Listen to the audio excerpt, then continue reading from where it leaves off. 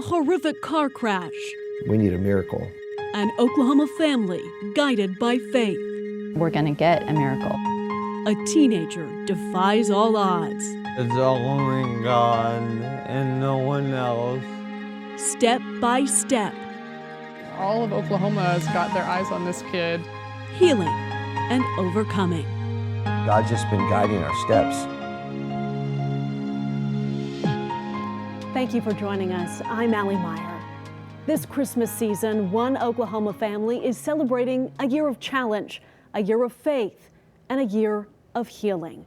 Caleb Freeman, a teenager from Newcastle, was left mangled in a violent highway collision 1 year ago this month. He has made remarkable, miraculous progress. His family has been sharing his journey on their Facebook page, Pray for Caleb. Their hashtag, #ButGod, has been a rallying cry for prayer warriors across the globe. And so we begin on the night of Caleb's wreck, because in order to understand how far he has come, you have to see where he started.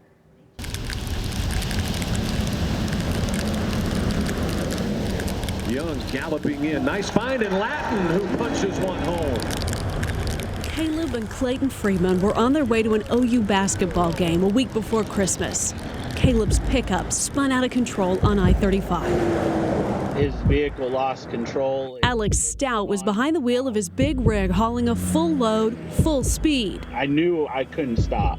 The semi tore into the boy's truck, T-boned at Caleb's door.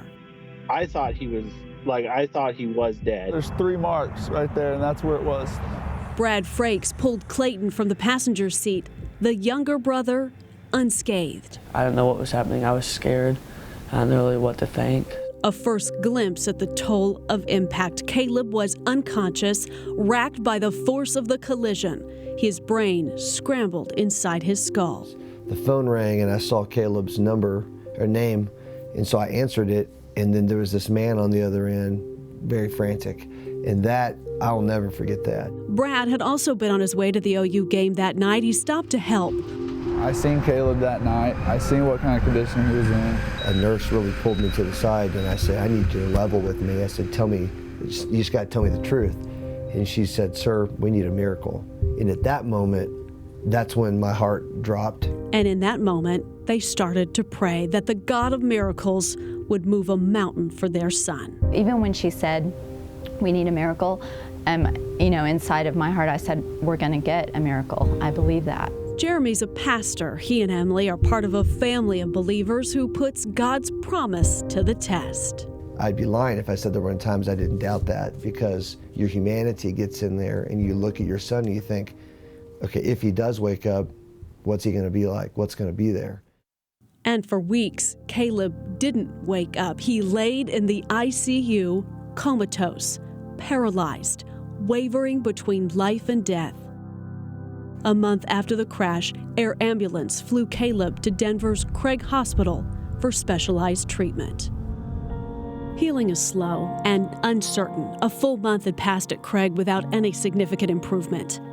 And so their army of prayer warriors got louder. And Caleb woke up.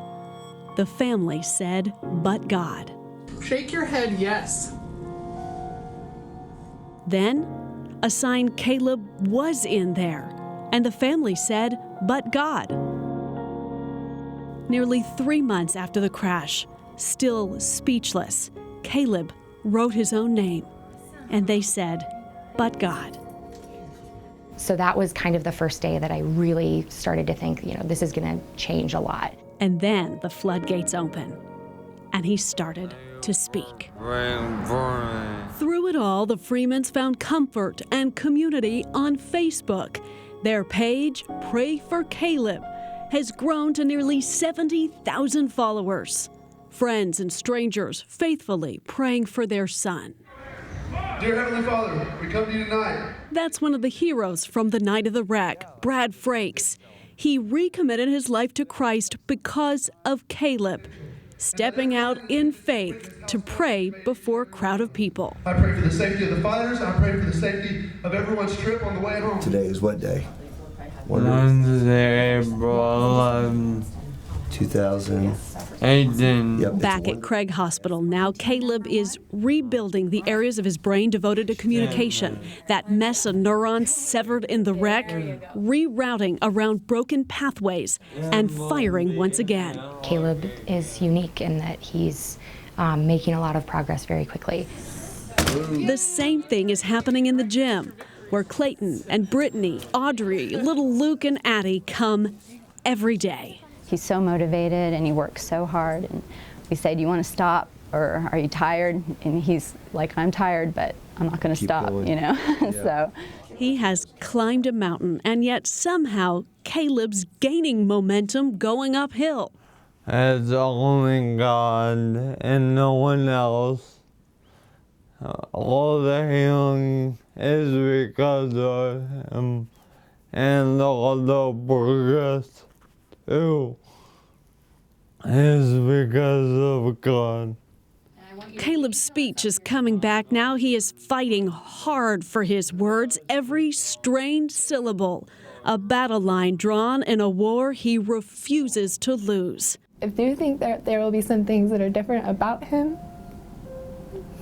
but he's still Caleb, and I'm encouraged by that. Encouragement that stretches the globe. Everyone's got their eye on this kid, watching faith conquer fear. Hey, buddy. When Brad Frakes pulled over that night, he had no idea his journey might take him to Craig Hospital in Denver. Wow. Did you drive all the way up here? Yeah, we did. He drove 9 hours from Purcell, Oklahoma to surprise Caleb and his family. A witness to the horror of that night, he wanted to see the wonder of healing as well. I gotta hug this guy because I've never met him. For a second. All I remember is your voice on the other line of that phone, man. I actually do remember you. Oh, he said thank you for driving all the way. Thank you for driving all the way here. You're welcome, Caleb. He wanted to meet the young man so steady in his conviction, softening hearts around the world. Would you change anything about that day that the wreck happened? No, I wouldn't change anything because it's a God's plan, and I would never change that. For years, Caleb Freeman has been sharing his heart, his faith, a talented distance runner known for spreading the gospel on the trails. And while his circumstances are profoundly changed, his purpose is not.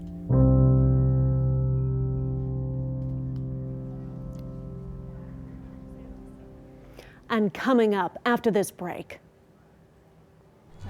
Look at there you go. Now they're cheering for you. Never walk again. Day by day, Caleb Freeman is proving them wrong. And we are sitting down in studio with the Freeman family to talk about how Caleb's story of survival has impacted people around the world. I think that God provided me with this story so that I can share it with people. And a little later, an exclusive interview with Caleb's guardian angel, the woman who prayed over every inch of his body at the scene of the crash. But God, the Caleb Freeman story when we return.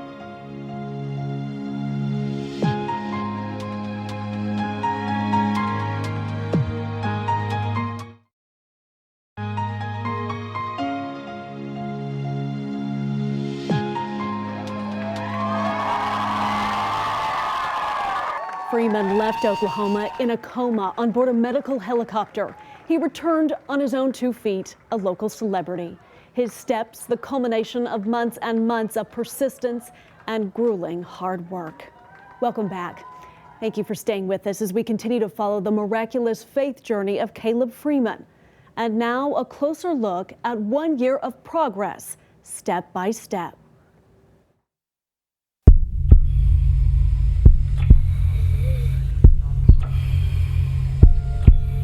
Grab my hand. Right here.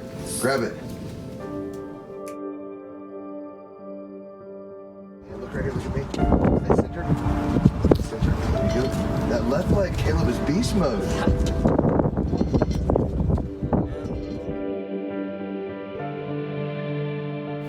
Big step. Shift right. And Big step. okay, big and tall on your right side. There you go. Very good, Caleb.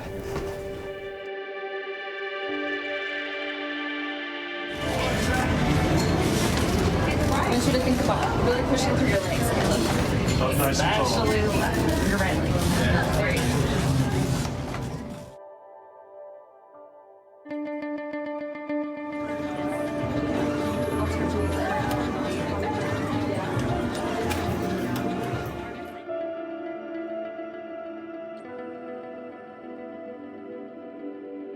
Hey Caleb, it's Trey here. Just wanted to talk to you and wish you, tell you you're still in my prayers.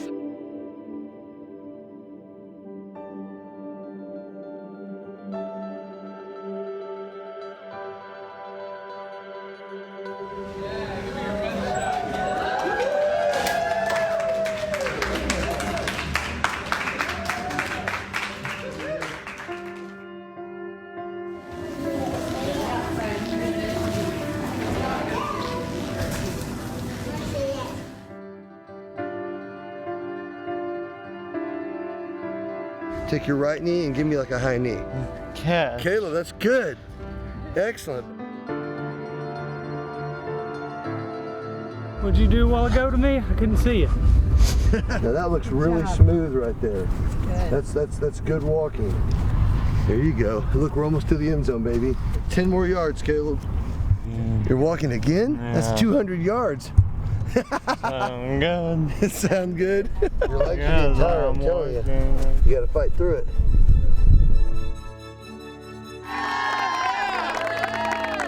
This whole school's behind you, Caleb. Yeah!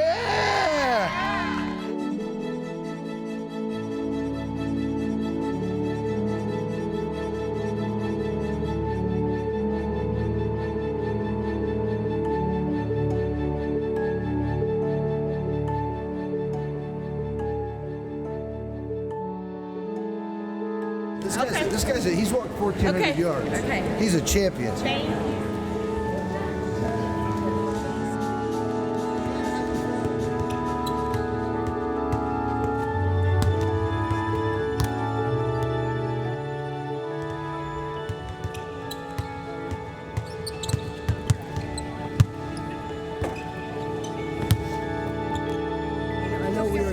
Yeah, you're good. You're good. Oh, hold on. You gonna hold him?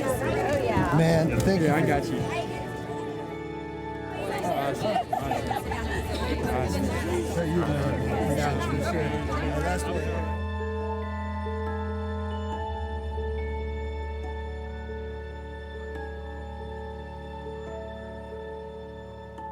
And as you saw, Caleb, now back in high school, his teachers and fellow students have been astounded by just how much he can do. What's up, bro? 9 months after the crash that nearly killed him, Caleb Freeman went back to school at Newcastle High. They treat me like hell most days, but some days they're a little more cautious, like asking, Caleb, are you okay? Like a million times, I'm like, yeah, I'm fine. Caleb is doing more than fine with 11th grade material, Algebra 2, U.S. history, and biology. I didn't really know what to expect. It's hard to tell coming in for the situation that he's in, and it's been pretty exciting to see what's there and how he does. Good, buddy. After school, Caleb has therapy most afternoons. And he's doing some motivational speaking on the weekends, sharing his message of hope and faith at churches around Oklahoma. And because of the Freeman's family's willingness to share their journey on Facebook, Caleb's story caught the eye of a Hollywood movie producer. The Freemans are now working with a film crew to bring their story to the big screen. All right, stand by, quiet on the set. Camera rolling. The grandpa, take one. Movie making in its earliest stage. Kevin McAfee and the team at Veritas Mission Films are working on a piece they call Caleb's Hope. I want to go from the beginning. We want to tell the story in a way that it connects with young people. In a sight and sound generation, they have really high expectations. This is in front of 2,000 kids. McAfee is raising money to make a documentary to fund a feature-length film about Caleb Freeman. The longer this thing has gone on, the more people that have gotten behind us, and the more we've watched God work in people's lives. He's going to use Caleb's story in a mighty way. They believe Caleb's story will change the world. The trick for this filmmaker is the ending. You see, Caleb's story is not yet complete. So I've never started a film that I didn't have the ending, but the ending will be the miracle of him running. And for him to even have balance to walk is a miracle in and of itself. So he has to keep pushing so that we can have an end to the story. That's good. Coming up after this break, we are sitting down with the Freeman family to talk about their son and why Caleb believes he got into the wreck that night. And a little later, a faith-filled rescuer on I-35, a stranger who stepped in to save Caleb's life, who we've never heard from until now. I could just sense and feel God's presence there that strongly. But God, the Caleb Freeman story, when we return.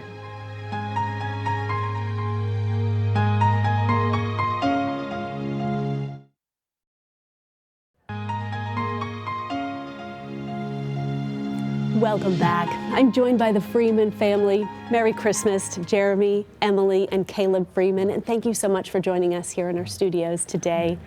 Gosh, 1 year ago, you were in a coma at OU Medical Center. Your family spent the holidays praying for a miracle. The experts were telling you he might never wake up, he might never speak or walk again. How far you have come in the past year. What have been some of Caleb's biggest accomplishments? Oh, wow, it's hard to narrow down. He's done so much, and I would say that one of the things that I'm most proud of in Caleb is that he's been taking the opportunity to share his story with a really large number of people. So most recently, he spoke to almost 15,000 people about his journey, about his restoration, about what God's doing in his life, and about how God is using him. And he's just got such a boldness about him and such an eagerness to share that. And it's just amazing for me to watch him do that. Caleb, that must take such courage for you to get up in front of thousands of people. Why do you do that? Well, I do it for one reason. I think that God provided me with this story so that I can share it with people. And that means a lot to me. So I want to do everything I can to try and lead people to Christ. Your story has been so impactful, and your family has been so transparent this entire time. I imagine you too have been impacted by folks around the world. Oh, absolutely. We get stories every day, all the time, from people, whether they're children all the way up to senior adults, who are saying how they'll say this: Caleb's story has changed my life. And we can tell you story after story after story, but the most recent was a young boy heard Caleb speak last weekend. He went to school, was troubled at school, asked his mom to come pick him up, wanted to go speak to a counselor at church, and ended up giving his life to Jesus, all because he was still wrestling with what he heard from Caleb 2 days before. It's just one example of the countless lives that are being changed because of Caleb's hope, Caleb's journey. You guys have been through so much in this past year. I have to ask you, if you could rewind the clock back, if you could change anything 1 year ago, would you, and what would you change? Well, I would not change something. There is no way, because I was heading down a rough path before the wreck. I was getting into some things that I shouldn't be. But God used the wreck to totally redirect my life in the way it should be. So I'm super thankful for that. And thank you for being here, and thank you all for sharing your story. Thank you, Freemans, and Merry Christmas. Thank you, Allie. Thank you. And coming up after this break, we have an exclusive interview with a woman who saved Caleb's life, a guardian angel on I-35. I knew in my heart this young man was going to be okay. How she knew Caleb would survive and what the Lord told her about his life. The conclusion of But God, the Caleb Freeman story, when we return.